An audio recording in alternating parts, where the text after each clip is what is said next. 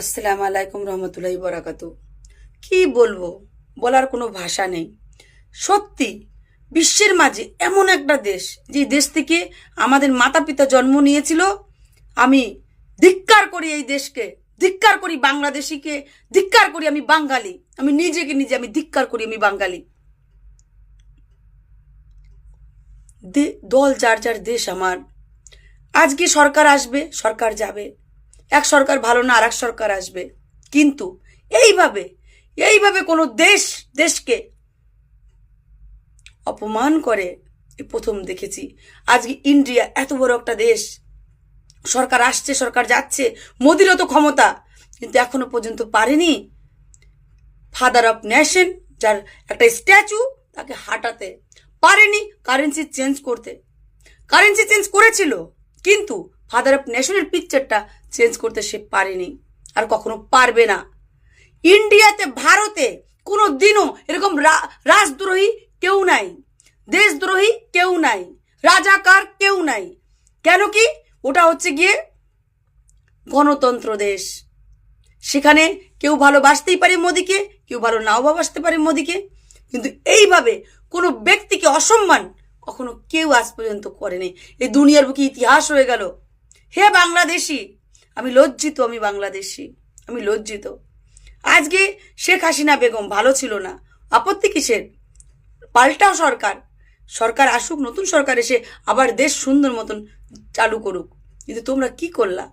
এটা তোমরা কি করলা? তোমরা বঙ্গবন্ধুর মূর্তির উপরে প্রচ্ছাপ করেছো, তোমরা তার স্ট্যাচুকে ভেঙে ফেলেছো।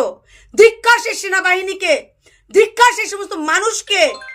আমি বলবো না যে আমার যারা রয়েছেন, যারা বিএনপি রয়েছেন, প্রত্যেক ব্যক্তি এই কাজগুলো করেছেন, যারা করেছেন তাদেরকে ধিক্কার জানাই। আজকে যিনি প্রাইম মিনিস্টার ছিলেন, তার ব্রা, তার চাড্ডি, তার সমস্ত কিছু নিয়ে তোমরা ছাত্র, কি করবে তোমরা দুনিয়াতে? কি করবে তোমরা? উন্নয়ন আগে সোচো না। আজকে পুরো বাংলাদেশকে ছিন্ন ভিন্ন করে দিয়েছে তোমরা। এটা 71 সালেও হয়নি, এটা করেনি, এটা পাকিস্তানিরাও করতে পারেনি, তোমরা পাকিস্তানের উপরেও চলে গিয়েছো। কেন কি? এটা আমাদের যিনি ছিলেন শেখ হাসিনা বেগম, তার দোষ। কেন? তিনি তোমার বাংলাদেশকে, গরিব রাষ্ট্রকে পাকিস্তানের উপরেও নিয়ে চলে গিয়েছে।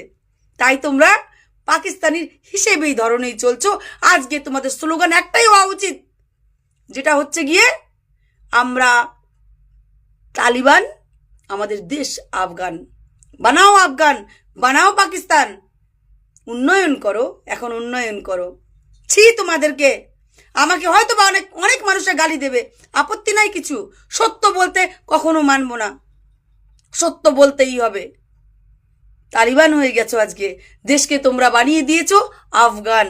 ওয়াও ওয়াও বাংলাদেশি, আজকের পরের থেকে আমার সোনার বাংলা, আমি তোমায় ভালোবাসি, এই গানটা কখনো গাইবা না। কেন কি? এই গানটা গেয়েছিল যে তিনি ছিলেন রবীন্দ্রনাথ ঠাকুর, তিনি ইন্ডিয়ান, তিনি ভারতের। ভারতের যদি সমস্ত কিছু নিষিদ্ধ হতে পারে, জাতীয় সঙ্গীতটাও তোমরা চেঞ্জ করে দিও, তোমরা স্লোগান দিও আমরা হচ্ছি আফগান, আমাদের দেশ হচ্ছে, আমরা হচ্ছে তালিবান, আমরা হচ্ছে তালিবান, আমাদের দেশ হচ্ছে আফগান।